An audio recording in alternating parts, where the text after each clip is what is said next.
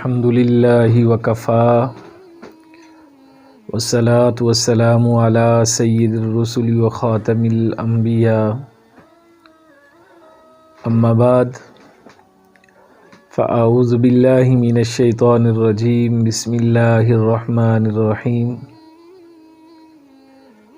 الحمد للہ الذی انزل علی عبده الکتاب ولم یجعل له عوجا قیما لینذر بأسا شدیدا من لدن ویبشر المؤمنین الذین یعملون الصالحات ان لهم اجرا حسنا صدق اللہ العظیم۔ ان اللہ وملائکتہ یصلون علی النبی یا ایھا الذین آمنوا صلوا علیہ وسلموا تسلیما۔ اللہم صلی علی محمد وعلی آل محمد کما صلیت علی ابراہیم وعلی آل ابراہیم انک حمید مجید۔ اللہم بارک علی محمد وعلی آل محمد کما بارکت علی ابراہیم وعلی آل ابراہیم انک حمید مجید۔ ہر قسم کی حمد و ثنا خالق عز و جل کے لیے جو ہر کام کرنے پر قدرت رکھتا ہے۔ انگنت بار درود و سلام رحمت کائنات صلی اللہ تعالی علیہ وآلہ وسلم کی ذات گرامی پر۔ ناظرین،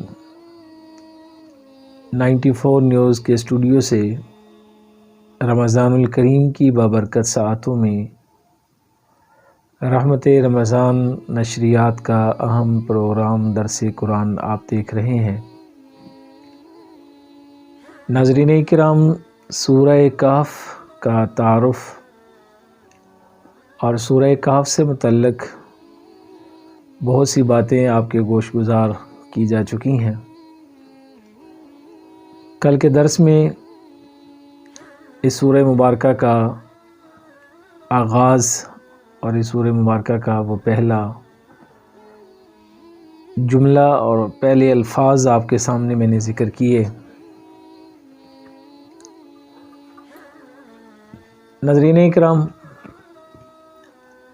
الحمدللہ اتنا عظیم جملہ ہے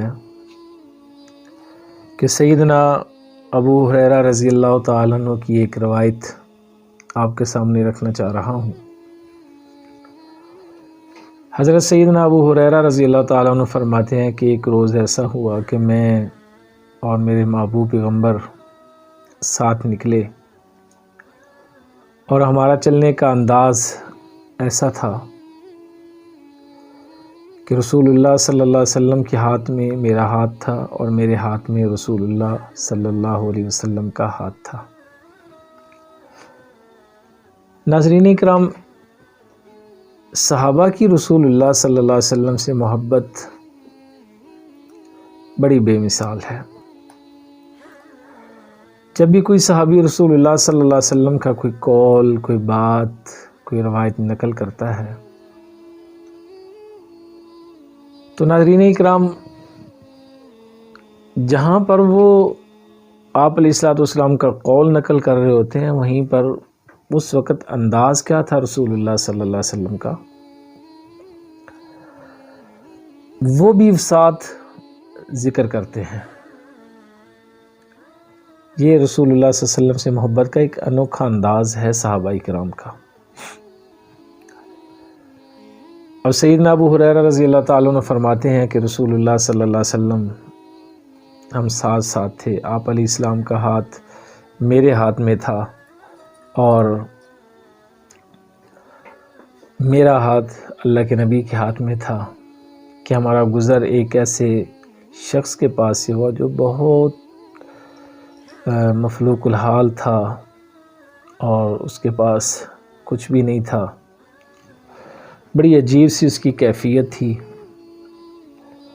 تو نبی پاک صلی اللہ تعالی علیہ وآلہ وسلم جب پاس سے گزرے تو آقا علیہ الصلوۃ والسلام نے ان سے پوچھا کہ تمہاری یہ حالت ایسی کیوں ہے؟ کہنے لگا یا رسول اللہ صلی اللہ علیہ وسلم، بات یہ ہے کہ میں بہت زیادہ مقروض ہوں، مجھ پہ بہت زیادہ قرضہ ہے، صحت بھی میری ٹھیک نہیں رہتی اور گھر کے حالات بھی بہت خراب ہیں، اس لیے یا رسول اللہ صلی اللہ علیہ وسلم یہ میری کیفیت ہے۔ تو نبی پاک صلی اللہ علیہ وسلم نے فرمایا کیا تمہیں میں کچھ ایسے کلمات نہ سکھا دوں کہ جن کلمات کے ادا کرنے سے تمہارے حالات ٹھیک ہو جائیں اور تمہاری صحت اچھی ہو جائے۔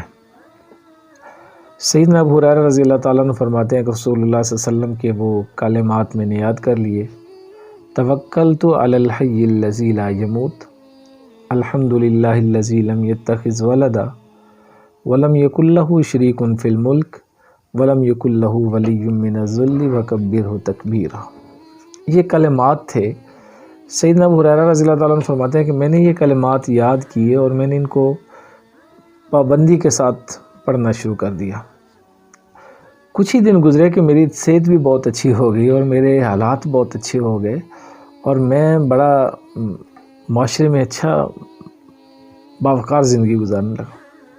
تو ایک دن جو میرے محبوب پیغمبر نے مجھے دیکھا تو آپ علیہ الصلوۃ والسلام نے فرمایا ابو ہریرہ خیر ہے بھائی، تم نے یہ سارا معاملہ یہ کیسے ہوا تمہارے ساتھ؟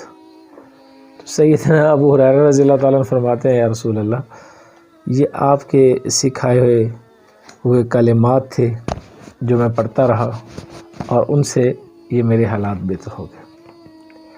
اس حدیث کے کوٹ کرنے کے بعد میں کہوں گا کہ دیکھیں سیدنا ابو ہریرہ رضی اللہ تعالیٰ نے اس پہ تجربہ کیا تھا اور اس میں لفظ الحمدللہ موجود ہے، اور لفظ الحمدللہ کا مطلب کیا ہے کہ تمام تعریفیں اللہ تعالیٰ کی ہیں، ہر قسم کی تعریف اللہ تعالیٰ کے لیے ہے۔ دنیا میں جو کچھ ہے، دنیا میں جس قدر ہے، دنیا میں جس کے پاس جو کچھ ہے، جو بھی ہے وہ سارے کا سارا اللہ کی طرف سے ہے۔ ہم یہاں جب کسی کی کوئی تعریف کرنے لگتے ہیں، ہم جب کسی چیز کی خوبصورتی کو بیان کرنے لگتے ہیں، کسی کے علم کے تذکرے کرنے لگتے ہیں، تو دراصل یہ تذکرہ اس کا ہوتا ہے جس نے وہ علم کی دولت دی ہے، جس نے وہ خزانوں سے نوازا ہے، جس نے وہ حسن سے نوازا ہے۔ تو لفظ الحمدللہ سے اس کا آغاز ہوا، تو لفظ الحمدللہ پر میں نے چند باتیں آپ سے عرض کی ہیں۔ اب اس سورہ مبارکہ میں ایک آیت ہے ام حسبت ان اصحاب الکہف والرقیم کانوا من آیاتنا عجبا۔ ناظرین اکرام، آج کے درس میں آغاز کر رہا ہوں اصحاب کہف اور اصحاب رقیم کا تعارف۔ ناظرین اکرام، اصحاب کہف اور اصحاب رقیم کے بارے میں بعض مفسرین کی رائے یہ ہے کہ یہ دونوں ایک ہی ہیں، بس صرف نام کا فرق ہے۔ رقیم سے مراد وہ کتبہ ہے جس پر اصحاب کہف کے نام لکھ کر اس غار کے باہر لگا دیے گئے تھے، اور کہف کہتے ہیں ایک کسی بھی پہاڑ کے اندر ایک وسیع و عریض قسم کا جو غار ہوتا ہے اس کو کہف کہتے ہیں۔ اب اصحاب کہف اور اصحاب رقیم میں فرق کیا ہے؟ اس پر مفسرین نے اپنی اپنی رائے پیش کی ہے۔ بعض کا کہنا ہے یہ کہ اصحاب کہف ہی اصحاب رقیم ہیں اور اصحاب رقیم ہی اصحاب کہف ہیں، لیکن بعض اس کے برعکس کہتے ہیں۔ بعض مفسرین نے اس کے برعکس رائے دی ہے۔ تو میں جو آپ کے سامنے بات رکھنا چاہتا ہوں وہ حدیث کے حوالے سے آپ کے سامنے یہ رکھنا چاہ رہا ہوں کہ حضرت نعمان بن بشیر رضی اللہ تعالیٰ عنہ کی جو روایت ہے اس میں جو بتایا گیا ہے کہ رقیم اور اصحاب کہف تو یہ دونوں الگ الگ ذکر ہوئے ہیں، وہاں سے سمجھ آتی ہے کہ یہ الگ الگ دونوں کا بیان کیا گیا۔ ناظرین کرام، حضرت عیسیٰ علیہ السلام کے جو حواری تھے ان میں رہبانیت بہت زیادہ عروج پہ پہنچ چکی تھی، اور وہ ان کے ہاں عبادت کا جو تصور تھا وہ یہ تھا کہ کسی غار میں چلے جاؤ اور وہاں جا کے علیحدہ بیٹھ جائے اور وہیں پہ وہ اپنی زندگی گزار دیتے تھے، وہیں کو موت آ جاتی تھی۔ تو اس نسبت سے کئی ایسے واقعات جو غار سے متعلق ہیں انہیں اصحاب کہف کی نسبت سے بیان کر دیا جاتا تھا، لیکن جو حدیث شریف میں اصحاب رقیم اور اصحاب کہف کا جو فرق ہے وہ اس روایت کے اندر موجود ہے۔ ٹائم کے پیش نظر صرف آج میں اشارہ کر رہا ہوں وہ اصحاب رقیم کون تھے اور اصحاب کہف کون تھے، اصحاب رقیم غار میں کیسے پہنچے، اصحاب کہف غار میں کیسے پہنچے، یہ آج کے درس میں جو ہے وہ میں نے آپ کے سامنے بات رکھی ہے کہ اصحاب کہف اور اصحاب رقیم یہ دو الگ الگ اصحاب کہف اور ہیں اور اصحاب رقیم اور ہیں۔ 3 شخصوں کا واقعہ آپ نے سنا ہوگا، اسکول کی کتابوں میں بھی پڑھا ہوگا، لیکن وہاں پہ ذرا یہ مختلف طریقے سے ذکر کیا گیا کہ 3 دوست تھے جو غار میں بند ہو گئے تھے، طوفان آیا اور وہ ایک غار کے اندر پناہ لینے کے لیے گھسے، اور طوفان اتنا زور سے تھا کہ ایک پتھر اوپر سے لڑکا اور وہ اس غار کے دروازے پہ آیا اور وہ بند ہو گیا۔ اب دروازہ بند ہوا تو ان کے لیے نکلنے کا کوئی راستہ جو تھا وہ باقی نہیں بچا تھا، اس لیے انہوں نے وہاں پہ کیا کیا، یہ تو انشاءاللہ کل کے درس میں بات ہوگی۔ تو یہ ان 3 شخصوں کا واقعہ ہے، جبکہ اصحاب کہف ان نوجوانوں کا واقعہ ہے جو وقت کے بادشاہ سے ٹکر لے کر وہاں سے گرفتاری کے بعد جو انہیں موقع ملا تھا، اس موقع کو غنیمت جانتے ہوئے وہ رات کے اندھیرے میں نکلے تھے اور غار میں جا کر انہوں نے پناہ لی تھی۔ ناظرین کرام، انشاءاللہ کل کے درس میں اصحاب رقیم کا تذکرہ ہوگا، اور پھر آئندہ ہم اگلے درس میں انشاءاللہ اصحاب کہف کا تذکرہ کریں گے کہ اصحاب کہف آخر کس وجہ سے وہاں سے نکلے تھے اور ان کا بادشاہ کے ساتھ اختلاف کیا تھا۔ ناظرین کرام، پروگرام کا وقت ختم ہوا۔ 94 نیوز کے اسٹوڈیو سے مجھے اجازت دیجیے۔ اللہ نگہبان۔ السلام علیکم ورحمۃ اللہ وبرکاتہ۔